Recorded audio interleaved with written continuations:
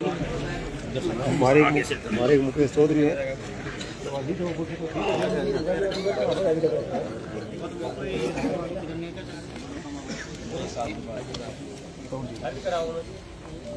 अरे भाई सब लोग सुन रहे, कमल जी बोलेंगे कुछ ना। साथियों, बारां जिले के जो हालात है वो आप सबके सामने है। बारां जिले में जो गुंडा राज और रावण राज जो चल रहा है, जिससे आम आदमी सुरक्षित नहीं है। प्रमोद जैन भाई और उसके सभी साथियों की जो गुंडागर्दी है वो पहले भी चरम पे थी और आज भी चरम पे है। प्रशासन इन पे कोई कार्रवाई नहीं करता।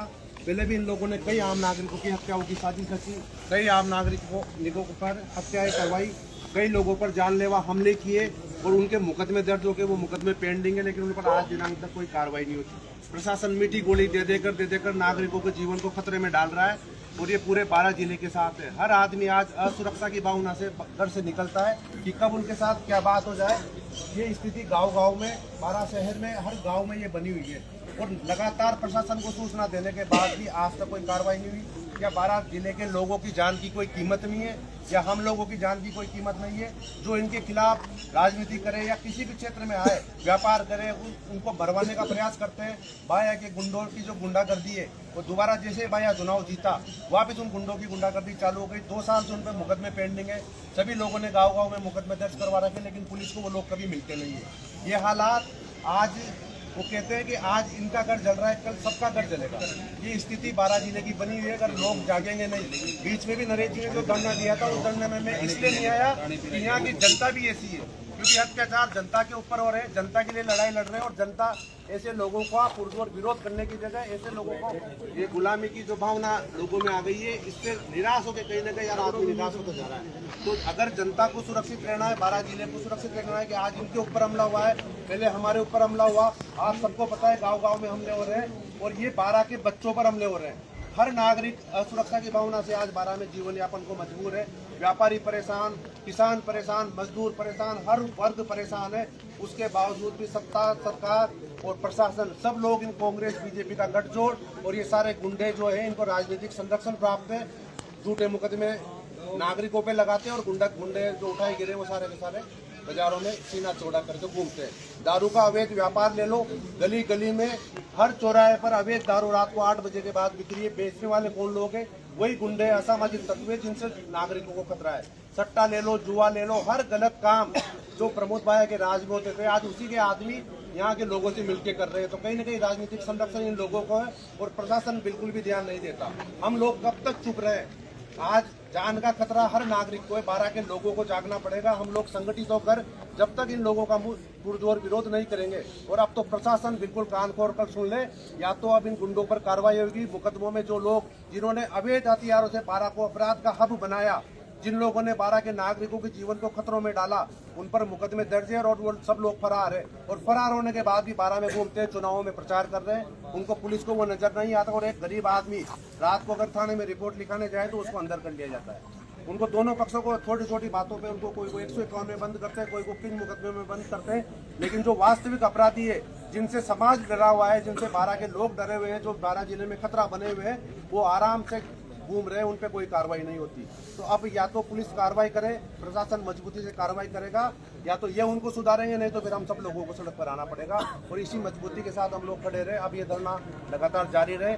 2 साल से चाहे वो विष्णु गर्ग का मामला हो, चाहे ये भाई आगे जो गुंडे नरेश तांत्रिक, सरस शर्मा, जिन लोगों ने बारां के लोगों पर अवैध हथियारों को बारां को हब बनाया, वो सब मुकदमे पेंडिंग है और यही बारां एसपी ऑफिस में पेंडिंग है। ऐसा नहीं है, सभी में स्टे मिला हुआ है। तो ये स्टे देने के लिए स्टे इनको मिलता कब है? क्योंकि प्रशासन इन पे कार्रवाई नहीं करता। लंबे समय तक ये अदालतों में प्रयास करते रहो कि तुम अपना प्रयास कर लो, स्टे आराम से ले आओ, उसके बाद में कार्रवाई करनी पड़ेगी। तो ये लोग मिली भगत से जो बारां को खतरे में डाल रखा है, उस पर कार्रवाई की आवश्यकता है। हम प्रशासन से मांग करते हैं कि आप लोग गुंडों और अपराधियों को संरक्षण देना बंद कर दो और राजनेताओं के इशारों पर बारां जिले को अपराध का हब मत बनाओ। बारां जिले में जो भी गुंडागर्दी के काम हो रहे हैं, चाहे वो सट्टा जुआ हो, चाहे वो स्मैक का मामला हो, चाहे अवैध हथियारों पर भी कोई कार्रवाई नहीं की, उस पर कार्रवाई करें। अगर कार्रवाई नहीं करेंगे तो हम हर तरह से अब तैयार हैं और प्रशासन को बारां जिले को या तो सुधार की आवश्यकता है। बारां जिले में या तो नागरिकों को संरक्षण प्रदान कर रहे और नहीं तो अपराधियों को जो संरक्षण दे रखा है उसके खिलाफ हमारा मोर्चा खुल के बाजारों में और सड़कों पर लड़ाई लड़ेगा। ये आप सबको 2 साल से मुकदमे पेंडिंग है। वो सब लोग यहाँ फरार होने के बावजूद भी बारह में आराम से जीवन जी रहे हैं। उनको पता है कि हमारे ऊपर कोई कार्रवाई नहीं होगी। उन पर कार्रवाई करो। अवैध हथियारों के, संगठित गिरोह के, हत्याओं के, जानलेवा हमलों के मुकदमे पेंडिंग है। सरकार का गबन कर दिया 9 करोड़ 10 करोड़ रुपए का, उसके बावजूद उन पर कार्रवाई नहीं हो रही। कभी मंत्री झूठ मूठ बयान दे देते हैं कि भाई हमने रिकवरी निकाल दी, कभी क्या कर दी। एसपी ऑफिस एसपी साहब मीटिंग गोली देते रहते हैं कि टीम ढूंढ रही है। 2-2 साल से अपराधी फरार है, इनको पकड़ोगे कब? कौन सी टीम है हमें तो बताओ जो टीम ढूंढ रही है। सबको तो बाजार में नजर आ रहे हैं, सबको फेसबुकों पे, सोशल मीडिया पे लोग नजर आ रहे हैं, पुलिस को नजर नहीं आ रहे।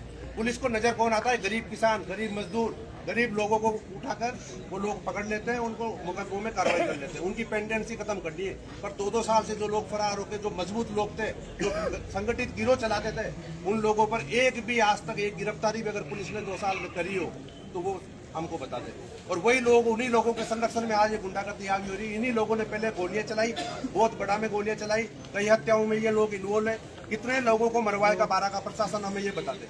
या तो ये बता दे या फिर ये बता दे भाई किन किन लोगों को शहीद होना है, क्योंकि इंतजार यही कर रहे। पहले गौरव शर्मा की हत्या हुई, उस पर आप सबको पता है पुलिसवाड़ी में क्या हुआ, मांगरोल में क्या हुआ, अंता में क्या हुआ। जैसे ही आज चुनाव निकले थे, चुनाव जीतने के दिन से प्रमोद भाई के गुंडों की गुंडागर्दी चालू हो गई, चाहे सोशल मीडिया के माध्यम से लो, या शहर में लो, या बाजारों में लो। और आज उसी का ये परिणाम है कि उनके इतने हौसले बुलंद है कि जब वो इस तरीके से सार्वजनिक रूप से इस तरह से गाड़ी से हमला कर सकते हैं, तो आम आदमी किस तरीके से जीवन जी रहा होगा। पहले जैसे आम आदमी व्यापारी को फेसबुक पर अगर कोई अपनी समस्या बताता था तो उसको जान से मारने की धमकी देते थे, उनकी दुकानों पर लोग पहुंच जाते थे। वही गुंडे वापस एक्टिव हो गए। और अगर आज ये 12 जिला नहीं सुधरा और जनता नहीं जागेगी तो निश्चित रूप से हर घर में यह आज पहुंचेगी। और सभी लोग जो 12 के नई पीढ़ी है वो असुरक्षित है, किसी पर भी हमला हो सकता है। जो रात के 8 बजे के बाद जो दारू बेचते हैं, कौन लोग है वो? जो सट्टा जुआ चला रहे कौन लोग? सब अपराधी लोग हैं। इन अपराधियों का संरक्षण किसका है? 12 के राजनेताओं का है और ये मिलीजुली गठजोड़ का संरक्षण है। और जो इन बुरे लोगों के खिलाफ, अपराधियों के खिलाफ और बड़ी बड़ी ताकतों के खिलाफ कोई बोलता नहीं है, उनके खिलाफ अगर कोई संघर्ष कर रहा है तो 12 जिले की भी नैतिक जिम्मेदारी बनती है कि वो अपनी सुरक्षा के लिए, 12 की सुरक्षा के लिए संघर्ष करने वालों को मजबूत करें और इस संघर्ष में साथ दें। क्योंकि ये आज एक व्यक्ति का मामला नहीं है, पूरे 12 जिले का मामला है, पूरे गाँव का मामला है। गाँव में लोग परेशान हैं। अगर इसी तरह से परेशानी में रहोगे, गुलामी में जीते रहोगे, तो ये आगे यही पीढ़ियां अपनी इसी तरह से गुलाम होती जाएगी और कुछ होने वाला नहीं है। इसलिए हमको मजबूती से, क्योंकि प्रशासन की स्थिति हमने देख ली, 2 साल से हम देख रहे हैं, हम खुद ही थक गए। अब तो ये आस छोड़ दी कि कोई अपराधी पकड़ में आएगा। अब तो ये पता है कि कोई किसान पकड़ में आ सकता है, कोई मजदूर पकड़ में आ सकता है, कोई व्यापारी अगर कुछ जरा सा आपस में गाली गलौज हो जाए मोहल्ले में तो उनको पकड़ के अंदर कर सकते हैं। लेकिन कोई अपराधी ये मजबूत है तो वो पकड़ में नहीं आएगा। वो तो दारू सट्टा चलाएगा, अवैध दारू बेचेगा, जुआ चलाएगा, स्मैक बेचेगा, सारे गलत काम वो करेगा। ये काम है 12 जिले के, ये हालात। और हम तो ऐसे ही कहते रहते धरती दोरारी 12 बीरारी, लेकिन यहाँ की हालत भी यही।